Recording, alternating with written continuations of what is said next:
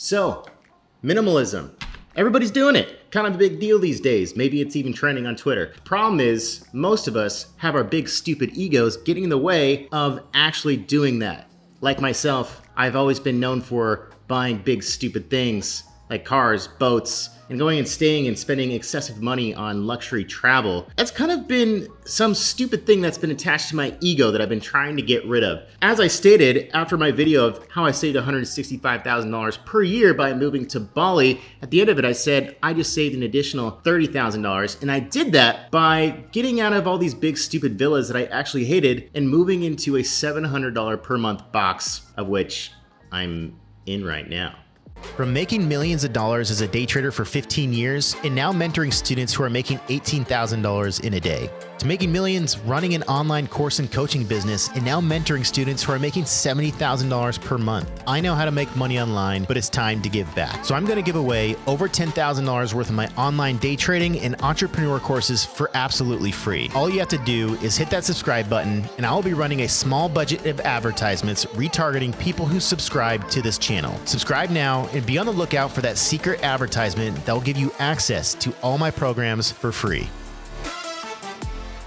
So, yes, I am going to give you a little mini tour of this mini box that I'm in. But first, I want to talk about a few things about why I moved out of all these big, massive villas, and also why was I spending a lot of money on all this materialistic stuff that it was the farthest from minimalism as you can possibly get. And there's a thing called lifestyle marketing, and there is an actual massive ROI to that, especially if you're posting it on social media. Buying a Maserati, buying a boat, doing luxury travel, all those things had massive ROI for the content that I was creating on YouTube, which then led to a shitload of new subscribers, which led to a shitload of new leads, which meant a huge boost in sales for my products and services. I'm really rich at my businesses where I teach people how to day trade the stock market. While there is an ROI in that, there's something that Grant Cardone said maybe a few years ago that kind of strung a chord with me. He said, Your mommy and daddy were wrong. Rent where you live and rent out what you buy, right? And what I was doing was spending a lot of money, basically renting and spending a lot of money on where I lived, but I wasn't producing any revenue out of that. What I could have been doing is spending less cash on where I lived and then just using money to invest into, mini vacations or other things that do produce ROI because I create content around it and that it creates a lot more exposure for my brand. But I've been spending all this money on place to live, but I haven't actually been doing a lot of content there. In fact, a lot of times we'll be at a place for 6 months and then my photographer Norby will be like, dude, we've been here for 6 months. We haven't taken one photo. I'm like, shit. We should probably do that before we leave because I spent a lot of money to stay here.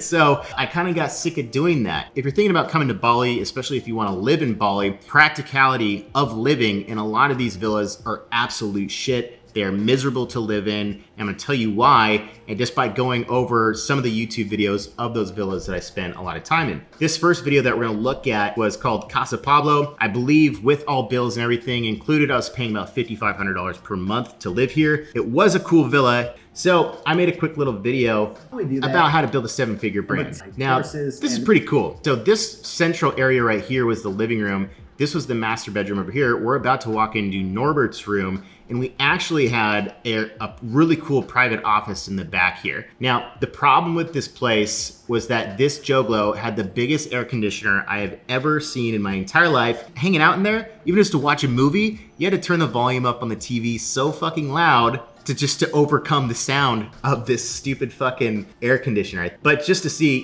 this is a really cool place, but I was ready to get the fuck out of this place by the end of it. Inside of here was kind of cool. It was one big glass box, but that aircon, after like 5 months of there, it was driving me crazy. I fucking hated being there. That led to me just only wanting to be in my room, which is an awful place to hang out. I really didn't like this place other than this, our studio. We had a really cool setup inside of here and also the rooftop. Now that's pretty cool. You could actually walk around the entire outskirts of the villa and then jump off this roof into the 10-foot end of the pool. Now we have another video right here. It's got about 500,000 views on it. Just saying. This was a pretty cool studio setup to have. I did sometimes enjoy working in there. It was a little dark. We would have to black out the entire room to make it look cool for the videos. I definitely didn't really like working in there too much. I don't like having an office actually. I like working in the living room where it's like a big open space where I feel comfortable. It's just way more practical. Working in a tiny little box is not something I enjoy doing. So that's Casa Pablo.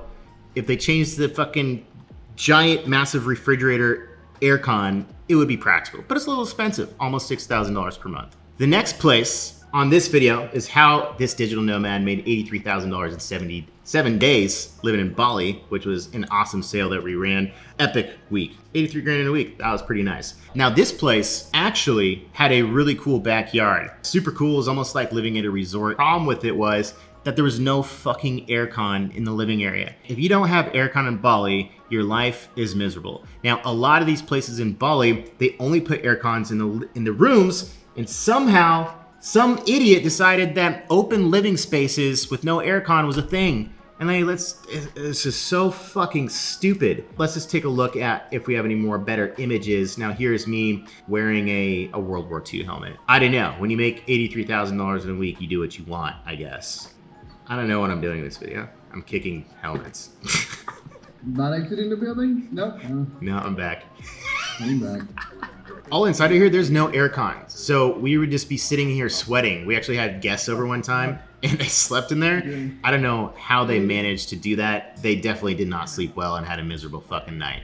If you come to Bali, you might be able to handle open living space for like a day or two, maybe 5 days, maybe a week. Now, the next villa I want to show you is maybe one of my favorite villas I've ever stayed in Bali. Now, actually living here, this place is pretty practical. The only problem is you got to cross 3 shortcuts to get to this villa and actually to go to my gym or go to the beach. Now, if you know anything about Canggu, you know the Canggu shortcut is a fucking nightmare. There's always a huge, massive traffic jam. Norbert, why don't you Google search Canggu Pool and put up something here to show people how awful the Canggu shortcut is.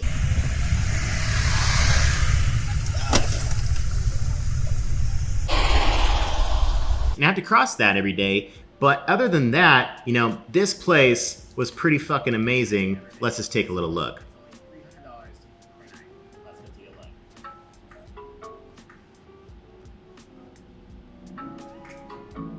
Now, this place was pretty fucking cool. It was a little bit far out, but look at that pool. It was massive. The open living area, this has fully aircon. Just mind you, there's my ex-girlfriend. Hi, Sandra.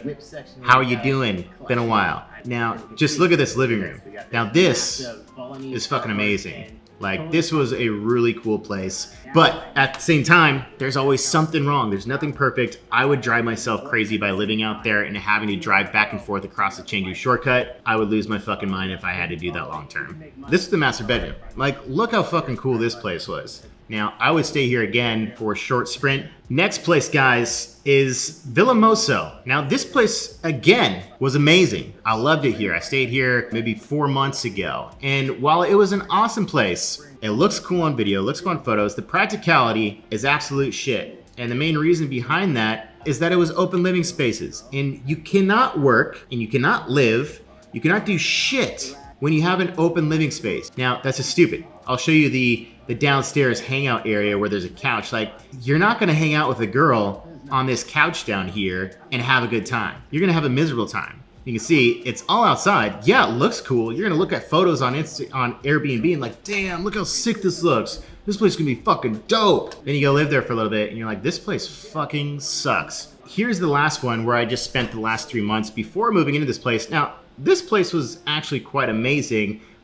Despite this stupid fucking ad that's popping up on my video. But hey, I like to make, you know, a couple grand, 3 grand a month or whatever in YouTube ads. But look at this pool. The only problem is I only went out there like maybe 4 times in 3 months. One was to throw a birthday party, as you can see right here. You can see I'm already sweating my ass off. And in here, we had a big ass projector and a huge table to work on. And it looks like an awesome place. Looking at the photos, I walk in on day 1 and I'm sold. I'm like, this place is sick. Sign me up. I want it, even though it's open living. And I knew how much I hated open living. It was awful. Now, really what it sold me on it was this actual sunset view from up here was absolutely amazing. But I only lasted about 3 months before the practicality of it was just absolutely miserable. And I couldn't fucking stand anymore. And I had to finally make a change to go fully minimalism. So we are now inside of the box. When I was looking for a place to live, I was trying to think of all the different things that I was spending money on, all the necessities of all these big ass places that I wasn't actually using. And I wanted to find places or a place that didn't have those things that I was spending all this stupid money on. So first and foremost, was starting off with finding a place with a tiny little kitchen. Because why? I don't fucking cook. The only time I cook is if some girl decides that she wants to cook for me in this tiny little kitchen, which is not very often. Usually we order Gojek or go out to dinner, something easy. Second spot, I didn't want a separate office. I just wanted an open living room where I could actually set up my workspace and have a good spot to shoot YouTube videos, of which is what we have right here. I set up the camera right here. I have my studio light set up right here, microphone, iPad with this as the backdrop, and then I can black out everything with these curtains inside this massive loft. Now, I actually have another video coming soon. Is the Samsung 49-inch G9 Odyssey that's been sitting here for 3 weeks because I didn't have a computer up until just yesterday. And also, look at my boards. I just had these custom made. They actually have iconic logos on them because I wanted to blend in with the sharks, because sharks have been one of my biggest fears and why I never surfed in Bali for the 4 years that I've been coming here up until about 8 weeks ago. And I'm actually getting pretty good. Now over here, this is the toilet and a shower room. This one had a tiny bathroom. I was like, I like it. I want it. Now over here, I just wanted a place where I could hang out with a girl with an L couch and watch a fucking movie and not sweat my ass off. There's actually only one aircon up here, which actually makes the whole room cold, which is nice. Over here, obviously, big ass TV, play some Xbox. Who's playing Call of Duty? Hit me up. Maybe I'll put the gamer tag below. Pretty fucking cool. And it's just so practical. Villa Nadine, if I went outside and forgot my wallet, I had to climb 3 stories to the top floor of my room, and that was impractical and really fucking annoying. So let's go upstairs and check out the rest of the place. Now, mind you, if this loft was in like New York City, this would be an insanely epic, beautiful, awesome loft, right? Now, it's just a little different being in Bali because people are so used to living in big ass villas. It's a little bit unorthodox, but as far as practicality, this is my favorite place I have ever lived in Bali. I got my awesome office space down here. I have my awesome Netflix and chill zone and gamer zone, TV, pool that I don't fucking need. Those chairs are just a waste of space. And over here, there's a very minimal, clean, some linen, nice little bed over here. And of course, you gotta have some mirrors by the bed because who doesn't like to watch? This is my $700 per month box. And in fact, it's my favorite place I have ever lived in Bali. Why? Because 1, it's just cool and looks nice. 2, saves me about $30,000 per year compared to what I was spending at Villa Nadine. And 3, I'm just trying to be smarter with my money. I'm 36, I'm a professional money spender. Yeah, I have figured out how to make a decent amount of money in my life, but I've been way better at spending it than investing it. And something that I think a lot more young people are becoming more aware of, and they should, if they haven't thought about it already, is start thinking about your future, because you're gonna do all this stuff in your 20s. Let me just say this right now. I had probably the most amazing 20s and early 30s out of most people ever in the world. So I don't regret anything I did, but there was a lot of different things I could have done early on to start saving some money and start investing and start creating some passive income that could be paying for all my bills and all my daily expenses, as opposed to spending all my money having fun. Because that's really all I did, was spend all my money on having a shitload of fun and didn't do a whole lot of investing. So that's really what I'm trying to do now. Is why am I fucking trying to live in a fucking 4 or 5 bedroom villa by myself just to impress people and just to have this attachment of that's just what Cam Fous does, and that's who Cam Fous is. And it's just stupid. It was all for ego at the end of the day. To try to impress who, I don't fucking know. It was all bullshit.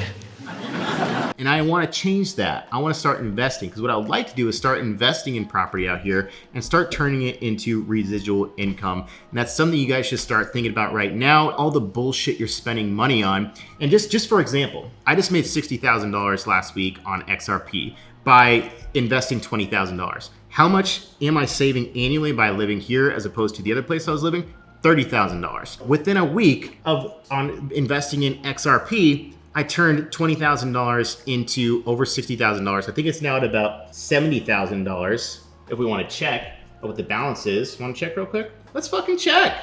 There you go. Boom. $69,000 balance. I invested at 19 cents with 100,000 coins, and it's now currently at 66 cents and I have 105,000 coins now.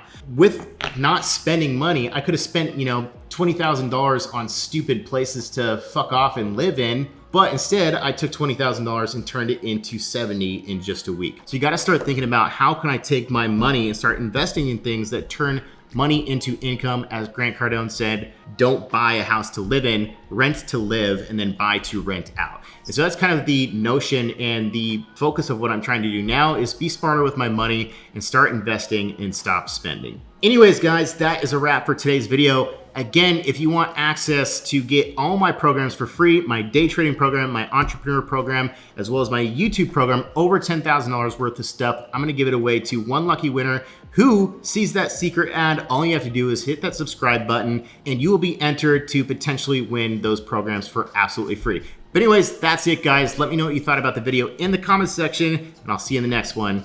Peace. Oh, here comes an ad. Please pause while we play this ad.